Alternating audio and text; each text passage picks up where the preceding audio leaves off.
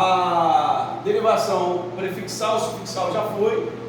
Só para revisar aqui, derivação parasintética. A parasintética, ela ocorre da seguinte forma: você tem o acréscimo do prefixo e o sufixo ao radical, porém, se você tirar o prefixo e o sufixo, essa palavra não existirá na língua portuguesa. Essa é a diferença da parasintética para a derivação por prefixação e sufixação. Então, por exemplo, eu coloquei aqui, ó, desalmado. A palavra, o radical aqui é alma, e eu coloquei o des como prefixo e o ado como sufixo. Se eu tirar o des, fica almado. Essa palavra ela não existe na língua portuguesa, portanto, ela é chamada de parasintética, porque se você tirar um dos afixos, ou seja, o prefixo ou o sufixo, essa palavra não existirá na língua portuguesa, beleza? Então, eu posso também tirar o sufixo aqui, ó, desalma, não existe na língua portuguesa, portanto, ela vai ser uma parasintética. Aí eu tenho aqui a derivação por prefixação e sufixação. Essa também recebe os afixos simultaneamente, ou seja, recebe tanto o prefixo quanto o sufixo. Porém, se eu tirar o prefixo, no caso aqui da palavra infelizmente, fica felizmente, essa palavra existe na língua portuguesa. Portanto, ela é uma derivação por prefixação e sufixação. Se eu tirar o mente, vai ficar infeliz, ou seja, eu vou ter um antônimo da palavra infeliz, e também existe na língua portuguesa. Logo, ela vai ser chamada de derivação por prefixação e sufixação. Agora, derivação regressiva. Como que funciona isso aí? A derivação regressiva funciona da seguinte forma: dentro da hierarquia gramatical, você tem o verbo como um ser supremo, tanto é que ele é considerado o quê? O termo essencial da oração, o verbo. Bom, sendo assim, se eu regrido de um verbo para um substantivo, eu estou fazendo de fato uma regressão. Por quê? Porque no caráter de hierarquia, o verbo é superior ao substantivo. Então eu consigo regredir do verbo para o substantivo. Então eu tenho aqui, ó, verbo caçar. Eu regredi para caça, que é o substantivo. O verbo combater, eu regredi para combate, que é o substantivo.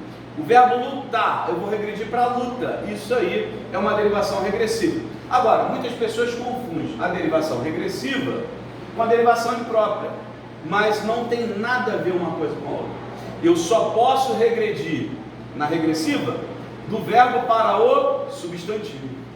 Essa aqui ela é diferente. A derivação imprópria, através do uso do artigo, você consegue transformar qualquer palavra, ou seja, qualquer classe gramatical em um substantivo.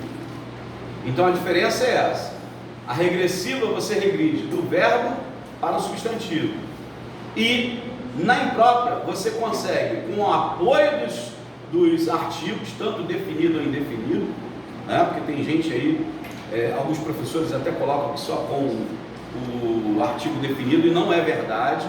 Você pode regredir, você pode tornar a derivação imprópria tanto com o artigo definido quanto o indefinido. Então, vamos lá. Com a ajuda do artigo, eu posso substantivar qualquer palavra. Veja, coloquei aqui no exemplo, a camisa é verde. Verde aqui é uma qualidade, é um adjetivo. Mas o que eu fiz? Com o apoio desse artigo aqui, ó, definido o, eu transformei o verde em substantivo, porque eu consigo transformar qualquer palavra em um substantivo. Até isso aqui, ó, por exemplo, eu posso dizer assim, ó, o dela é feio. O que eu fiz aqui, ó? Eu transformei uma vogal em um substantivo, com o apoio desse artigo aqui, ó. Então, eu consigo substantivar qualquer palavra com o apoio de um artigo. O artigo, ele de fato, na língua portuguesa, ele é o quê? Ele é o mago, porque ele transforma qualquer classe de palavra em um substantivo. Eu posso até, por exemplo, transformar uma interjeição em substantivo. Eu posso dizer assim, ó, o ufa daquela menina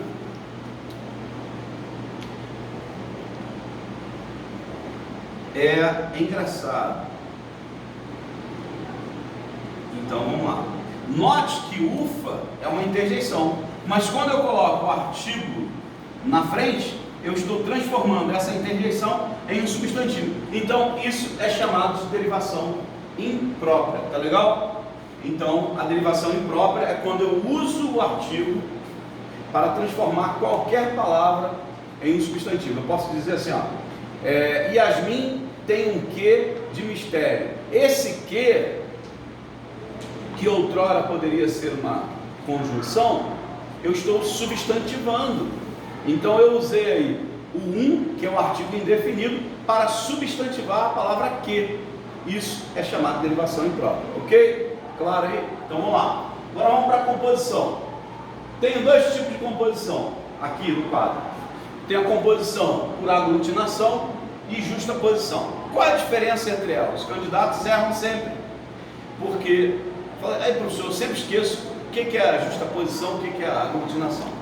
Bom, primeiro, vou começar de baixo para cima.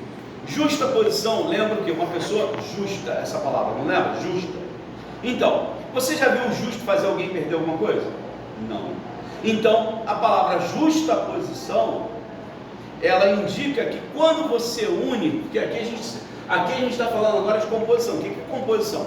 Derivação é você pegar um pedacinho, um morfema, acrescentar e derivar uma palavra. Aqui não, é você pegar duas ou mais palavras, juntar para fazer uma, tá? Então quando eu junto duas ou mais palavras e não há perda de letra ou fonética, eu tenho o que chamamos de composição por justaposição. Exemplo, eu junto a palavra couve mais flor.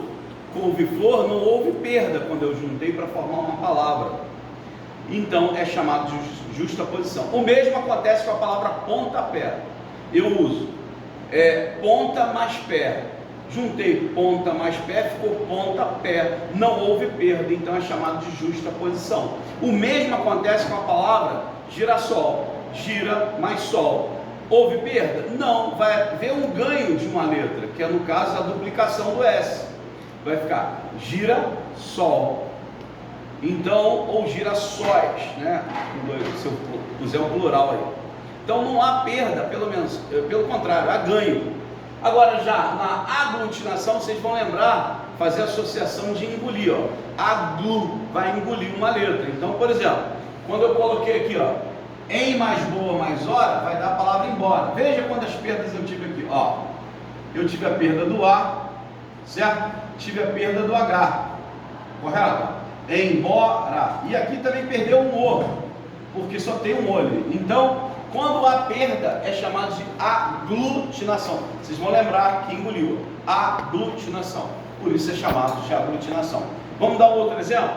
Água mais ardente. Veja se há perda, ó. Água mais ardente. Aí eu formo água ardente. Houve uma perda sutil aí. Qual é? Do A. Ele não aparece. Ou melhor, é claro que ele aparece. Água mais ardente. Mas eu digo assim, é tão sutil que ele se funde um no outro.